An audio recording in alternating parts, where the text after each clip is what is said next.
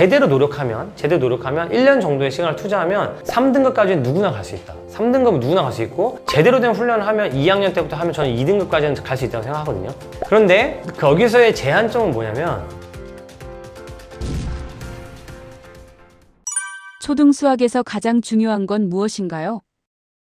초등 부모님들이 이걸 꼭 기억하셔야 되는데 지금 배우는 것들은 나중에 써먹으려고 배우는 거지 지금 이걸 가지고 대학 가는 게 아니라는 거를 꼭 기억하셔야 돼요. 뭐냐면 두 자리 곱하기 두 자리는 대학 수능 시험에 안 나옵니다. 세 자리 곱하기 세 자리 곱셈 안 나와요. 네 자리 곱하기 두 자리 안 나오고요. 최대 공약수 구하는 거 안 나와요. 그럼 이거는 우리가 왜 배우는 거냐면 중고등학교 때 써먹으려고 배우는 거예요. 근데 중고등학교 때 써먹으려면 어떻게 되냐면 이게 정말로 자유자재로 나와야 된다는 거죠. 근데 이게 자유자재로 나오잖아요. 그럼 이게 유형별로 하는 아이들은 자유자재로 나올 수가 없어요. 정말로 이것들을 내가 생활 속에서 써먹어보는 연습이 돼 있지 않으면 안 되거든요. 제가 어디서부터 말씀드린 건지 한번 들어보시면 수세기 있죠. 아이들이 정말 수 세는 법을 제대로 익혔을까요? 저는 아니라고 생각합니다. 왜냐면 아이들한테 만약에 한번 여러분이 제 책에 나와 있는 것처럼 1, 2, 3, 4, 5, 6, 7, 8, 9 다음에 별이라는 숫자가 하나 새로 생겼어. 자, 수 한번 세봐 하면 아이들이 정말 수를 제대로 셀 수 있는지 한번 테스트 해보세요. 저는 못 셀 거라고 생각합니다. 많은 아이들은.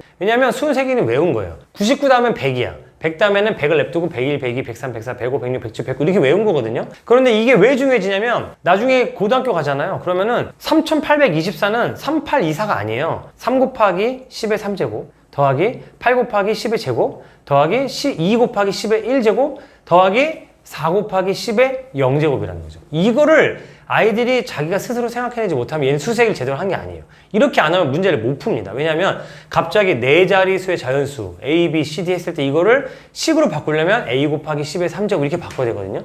이거 못해요. 근데 이게 또 어디까지 가냐면 10의 제곱이 아니고 예를 들면 3제곱이 된다거나 아니면 A 곱하기 X의 3제곱 해가지고 A 곱하기 X의 3제곱 더하기 B 곱하기 X의 제곱 이런 식으로 나오는 것도 저는 같은 맥락을 생각을 해요. 이거를 넘어가 버린다는 거예요. 그래서 대표적으로 1, 2, 3, 4, 5, 6, 7, 8, 90 다 센 다음에 그 다음에 바로 9단 외워 9단 외워 3, 7, 24 그러면 3, 7이 왜 24니? 3, 7이 21이잖아 그지? 다시 3, 7, 21 이렇게 하고 넘어가거든요. 이런 아이들이 나중에 고등학교 가가지고 방정식을 푸는데 이게 지금 더하기 상황이야 곱하기 상황이야 나누기 상황이야 이거를 몰라서 문제를 못 푸는 거예요. 대부분은 초등학교 때 지금 배우는 것들은 유형 문제 잘 푸는 게 중요한 게 아니고 이 생활 속에서 내가 이걸 바로 써먹을 수 있느냐 요거를 꼭 체크하셔야 된다 라고 말씀을 드리고 싶습니다. 아이들이 스스로를 수포자라고 생각하는 시기가 있나요?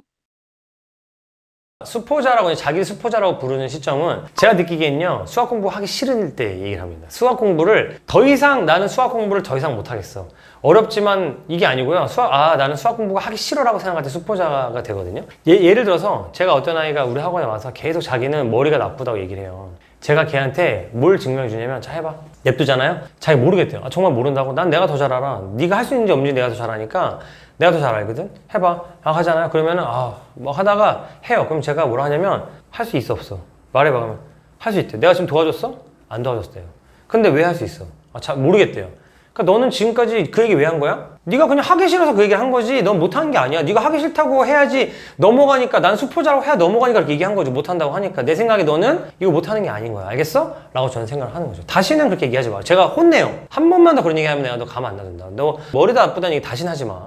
다시는 하지 마. 얘기하거든요. 저는 수포자? 글쎄요. 정말로 저는 정말 있긴 있어요. 정말 수학 얘 정말 못하는구나. 있긴 있거든요. 하지만 그런 애들조차도 자기가 생각하는 것보다는 수학을 잘할 수 있어요. 그런데 왜 그런 말 할까요?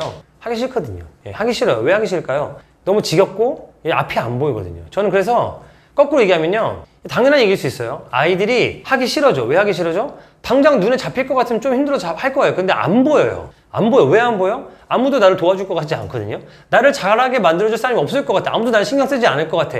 저는 이 시점이라 생각합니다. 그런데 거꾸로 얘기하잖아요. 그렇게 얘기하는 애들이 많기 때문에 수학 성적이 올라가는 게 생각보다 쉬워요. 왜? 다들 그러고 있거든요. 다들 그러고 있기 때문에 생각하는 방식을 조금만 제대로 하잖아요. 그럼 진짜 팍 올라갈 수 있습니다. 아이들이 수학을 못하는 이유가 머리 때문인가요?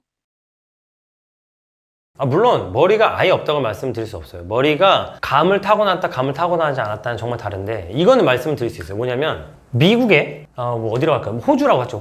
호주에 언어 감각 타고나지 않은 애가 있어요. 근데 우리나라에 언어 감각을 굉장히 타고난 아이가 있어요. 자, 누가 더 영어를 잘할까요? 모르긴 몰라도 비슷하게 할 거예요, 아마. 물론 이제 막 글쓰기를 하거나 이제 고급 이런 걸 가면 모르겠지만 그냥 우리가 원하는 거는 그 호주 사람이 영어 하는 것처럼 하면 되는 거예요. 호주에서 태어나서 호주에 쭉 자란 사람이 영어 하는 것처럼 하면 되거든요. 누가 더 영어를 잘합니까? 뭐 얘는 뭐 언어 감각이 뛰어나가지고 영어를 잘하고 얘는 이건가요? 그게 아니잖아요. 저는 이런 감각의 차이라고 생각해요. 이게 우리는 너무 결론이 빨라요. 아, 얘는 수감을 타고나지 않았다. 근데 만약에 생각해보세요.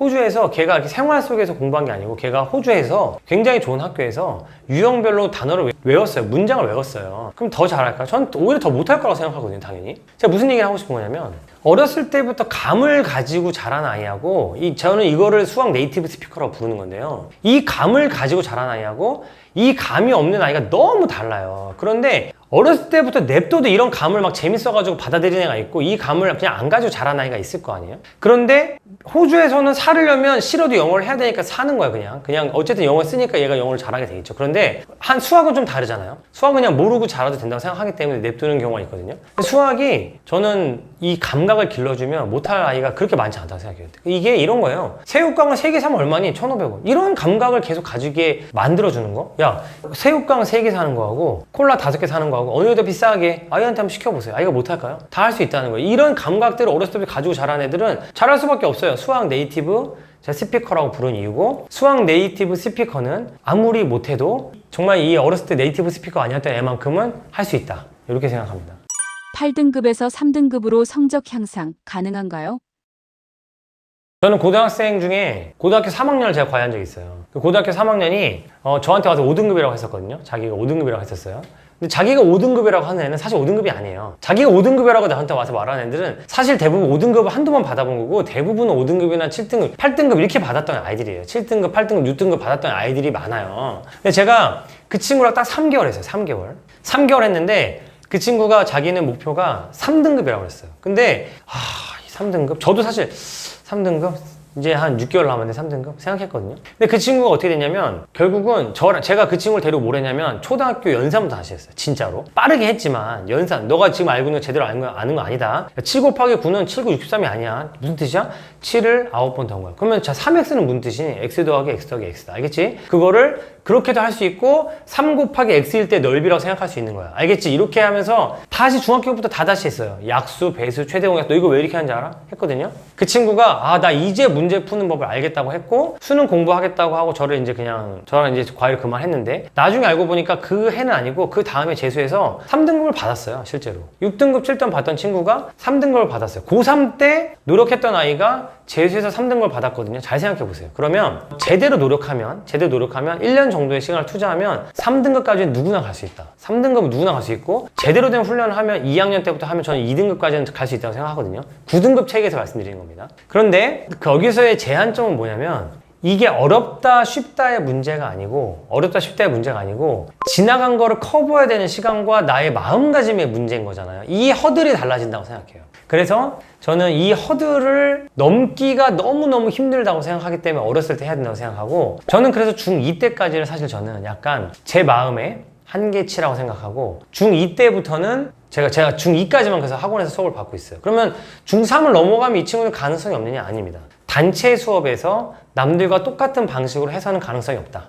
방법을 찾아라. 내가 틀렸다고 말하는 게 아니고 방법을 찾아야 된다. 근데 그 방법을 찾으면 될 수 있다. 그리고 약간의 그 불안감을 극복하고 모험을 거는 그런 마음은 필요하다. 학년이 올라갈수록 점점 더 필요하다. 이렇게 말씀을 드리고 싶어요. 그런 저항감이 없는 건 전 중2라고 생각해요.